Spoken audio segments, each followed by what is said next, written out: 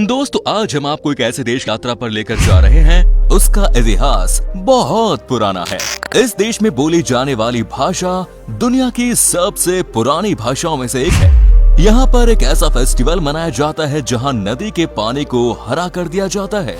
इस देश के हर किसी के घर में एक अलग ही अरोमा आपको सूंघने को मिलता है। यहाँ की साफ सफाई को देखकर कोई भी कायल हो जाए। इस देश में आपको हर किसी के घर के आगे कम से कम एक बड़ा सा गार्डन जरूर देखने को मिलता है। यहाँ के लोगों को नदी के ऊपर स्विंग करने का बड़ा शौक है, तभी तो ये नदियों के ऊपर स्विंग्स लगाते हैं, और जो कि आपको बस इसी देश में देखने को मिलता है। फ्रेंड्स, आज हम आपको दुनिया के सबसे खूबसूरत देशों में से एक लिथुआनिया की यात्रा पर लेकर चलते हैं। तो अच्छे से अपना सीट बेल्ट बांध लीजिए और चलते हैं लिथुआनिया की एक शानदार सफर पर।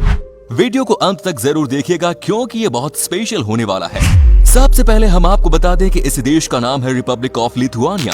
देश की कुल आबादी है 28 लाख के आसपास। देश की पॉपुलेशन डेंसिटी की बात की जाए तो यहाँ पर आपको पर स्क्वायर किलोमीटर पर केवल 43 लोग नजर आते हैं। यहाँ का 72% लोग शहर में रहते हैं तो वहीं 28% लोग गाँव में बसते हैं।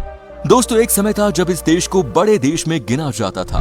ये बात है 14वीं शताब्दी की। 14वीं शताब्दी में लिथुआनिया यूरोप का सबसे बड़ा देश हुआ करता था। उस समय आधुनिक बेलारूस और यूक्रेन के साथ साथ पोलैंड और रूस के कई हिस्से लिथुआनिया के भाग थे। लेकिन धीरे धीरे ये सभी देश लिथुआनिया से अलग होते चले गए। दुनिया के सबसे साफ सफाई वाले देश में लिथुआनिया का नाम आता है। यहाँ पर आपको एक भी पेपर का टुकड़ा ना तो जमीन पर ना रोड पर पड़ा हुआ मिलेगा। साथ ही यहाँ के लोग खुद ही इस चीज को लेकर बहुत जागरूक है। सही है, एक देश कितना साफ सुथरा होगा ये वहाँ के लोगों के ऊपर निर्भर करता है। लिथुआनिया में किसी के घर के बाहर आपको गंदगी देखने को नहीं मिलेगी, क्योंकि इसकी मान्यता के हिसाब से जहाँ गंदगी होती है वहाँ ग्रोथ नहीं होता। ये अच्छी सोच है लोगों की। दोस्तों, बिना किसी हाई तौबा मचाकर अगर किसी देश ने तरक्की की है तो वो लिथुआनिया है। ये डेवलप देश है, लेकिन आपको जानकर हैरानी होगी कि इस देश को 6 सितंबर 1991 में सोवियत संघ से स्वतंत्रता हासिल की। उससे पहले भी ये कई सारे देशों के अधीन रहा, लेकिन उसके बाद भी इस देश ने बहुत डेवलपमेंट की। यहाँ के लोगों को अपने काम से मतलब रहता है और वो चुपचाप काम करते हैं, और यही वजह है कि इस देश ने अपने लोगों की मेहनत के दम पर तरक्की की है। कहते हैं कि लिथुआनिया के लोगों को लाइट का बड़ा शौक होता है। यहाँ पर आप किसी के घर के बाहर जाएं या किसी भी शहर के कॉलोनी को देखें तो आपको लगेगा कि यहाँ रोज ही दिवाली है। लिथुआनिया में आपको बहुत सारे कलरफुल लाइट्स हर किसी के घर के बाहर देखने को मिल जाते हैं। यही वजह है कि यहाँ पर खूबसूरत लाइट्स की बहुत डिमांड है। एक फ्रेंच साइंटिस्ट ने साल 1989 में एक रिसर्च किया जिसमें पता चला कि लिथुआनिया देश यूरोप के बीचों बीच है। ये बात सच है कि इस देश को अब यूरोप का सेंटर कहा जाता है। यहाँ का इतिहास भी बहुत पुराना है। इस देश को यूरोप का सबसे पुराना और सबसे ऐतिहासिक देशों में से एक माना जाता है। यहाँ की भाषा लिथुआनियन दुनिया की सबसे पुरानी भाषाओं में से एक है। लिथुआनिया भले ही एक छोटा सा देश है, लेकिन यहाँ के बास्केटबॉल खिलाड़ियों ने तो दुनिया में कमाल कर दिया। क्या आपने अर्विदास सबोनिस का नाम सुना है? ये लिथुआनिया के महान बास्केटबॉल के खिलाड़ी हैं, जिनको देखने के बाद कई सारे लोग इंस्पायर हो गए। इन्होंने दुनिया के सबसे बड़े लीग यानी कि NBA में भी खूब जलवा बिखेरा। उसके बाद से इस छोटे से देश ने कई सारे बास्केटबॉल में दुनिया को वर्ल्ड क्लास खिलाड़ी दिए। यहाँ पर आपको कई सारे वर्ल्ड क्लास बास्केटबॉल सेंटर देखने को मिल जाते हैं। लिथुआनिया में एक अजीब सा फेस्टिवल मनाया जाता है। इसका नाम है सेंट पैट्रिक्स डे। 17 मार्च को इस फेस्टिवल को सेलिब्रेट किया जाता है। जानते हैं इस फेस्टिवल में क्या किया जाता है? दोस्तों, यहाँ की एक नदी विल्ना को पूरी तरह से ग्रीन कलर में बदल दिया जाता है। जी हाँ, नदी के पानी में रंग डालकर उसे हरा कर दिया जाता है। लोगों की ये मान्यता है कि अगर नदी का पानी अच्छे से हरा हो गया और कुछ देर तक रहा तो समझिए कि ये आने वाले समय के लिए अच्छे संकेत है। हालांकि अब इस फेस्टिवल को लेकर बहुत सारे लोग सवाल भी उठा रहे हैं कि आखिर में पानी को गंदा क्यों किया जाता है, क्योंकि इससे कई सारे जीवों को भी परेशानी हो सकती है। बात तो सही है दोस्तों, यूरोप की सबसे पुरानी पेड़ भी आपको इसी देश में देखने को मिलती है। ये है ओक ट्री। कहा जाता है कि इस पेड़ ने ना जाने क्या क्या नहीं देखा। सैकड़ों सालों से ये पेड़ इस देश का है। इसे देखने के लिए अब पूरे यूरोप से लोग आते हैं। इस पेड़ के चारों तरफ घूमकर यहाँ के लोग मन्नत मांगते हैं। आप भी अगर कभी लिथुआनिया जाओ तो ये पेड़ दर्शन जरूर करके आना। दोस्तों, सुंदरता के मामले में इस देश की जितनी तारीफ की जाए उतनी कम है। यहाँ पर आपको हर किसी के घर के आगे एक खूबसूरत सा गार्डन देखने को मिल जाता है। कहते हैं कि लिथुआनिया के लोगों की ये बेसिक डिमांड होती है। किसी भी घर को खरीदने से पहले यहाँ पर हर किसी को पेड़ पौधे से बहुत प्यार है। हर किसी को तरह तरह के फूल लगाने का बहुत पैशन है। यही वजह है कि यहाँ की खूबसूरती बहुत अलग है। यहाँ पर सब कुछ नेचुरल लगता है। क्या आपने कभी द सेंट ऑफ लिथुआनिया के बारे में सुना है? अगर नहीं तो आपको बता दूं कि यही तो इस देश की खासियत है। यहाँ के हर एक घर से आपको यूनिक अरोमा मिलता है, जिसे यहाँ के लोग द सेंट ऑफ लिथुआनिया के नाम से जानते हैं। Wild flowers, ginger, Raspberry, sandalwood and Musk से यहाँ के लोग बहुत ही कमाल का अरोमा बनाते हैं। हालांकि ये आपको अपने देश में भी मिल जाएगा, क्योंकि ये बहुत प्रसिद्ध है। दुनिया का सबसे फास्टेस्ट इंटरनेट भी आपको इसी देश में मिलता है। यहाँ एवरेज किसी भी कोने में चले जाइए, हाई स्पीड आपको हर जगह मिलती है। वहीं बात की जाए फ्री इंटरनेट की, तो वो भी आपको यहाँ पर खूब मिलता है। इनफैक्ट यहाँ के हर बड़े शहर में आपको फ्री इंटरनेट की सुविधा मिलती है। दोस्तों, लिथुआनिया देश में भी बियर पीने का बड़ा क्रेज है। यहाँ पर भी यूरोप के बाकी देशों की तरह लोग दावा कर बियर पीते हैं। कोई भी मौका क्यों न हो, लोग बियर पीने का कोई भी बहाना नहीं छोड़ते। अगर आप में से किसी को भी बियर पीने का शौक है, तो यहाँ पर कम से कम 60 तरह की बियर मिलती है, जो कि आप टेस्ट कर सकते हैं। इस देश में वेलकम ड्रिंक ही बियर माना जाता है। फ्रेश फ्रूट्स के उत्पादन का बड़ा काम होता है लिथुआनिया देश में। छोटा सा देश है, लेकिन यहाँ के लोग खेती करते हैं और बड़े लेवल पर फलों का उपजाते हैं। यहाँ से फल को न सिर्फ अपने देश के अलग अलग हिस्सों में भेजा जाता है, बल्कि ये दुनिया के तमाम देशों में भी एक्सपोर्ट करते हैं।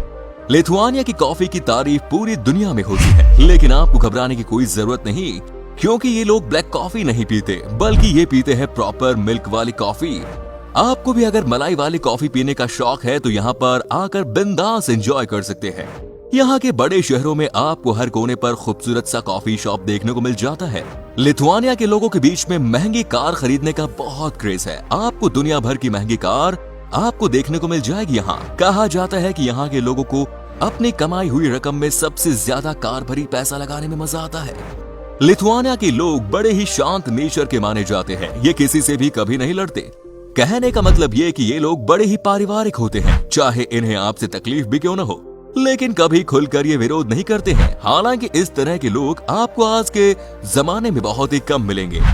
दोस्तों, अब हम आपको दिखाते हैं कि वो कौन कौन सी जगह है जहां पर आप इस देश में घूमने के लिए जा सकते हैं।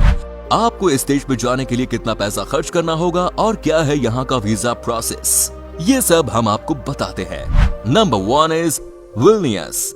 दोस्तों, ये शहर है लिथुआनिया की राजधानी। इसे इस देश का हिस्टोरिकल कैपिटल भी कहा जाता है। यहाँ के बारे में एक ही बात कही जाती है कि ये यूरोप का सबसे खूबसूरत जगह है।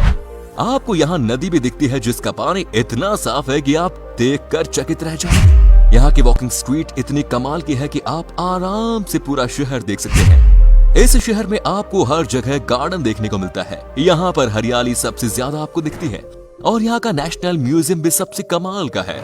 हजारों की संख्या में लोग यहाँ आते हैं। आपको जब भी मौका मिले आप इस म्यूजियम को देखने के लिए जरूर जाएं। इस देश का इतिहास आपको देखने को मिल जाएगा। ये शहर अपनी बारोक वास्तुकला के लिए जानी जाती है, जिसे विशेष रूप से मध्यकालीन ओल्ड टाउन में देखा जाता है।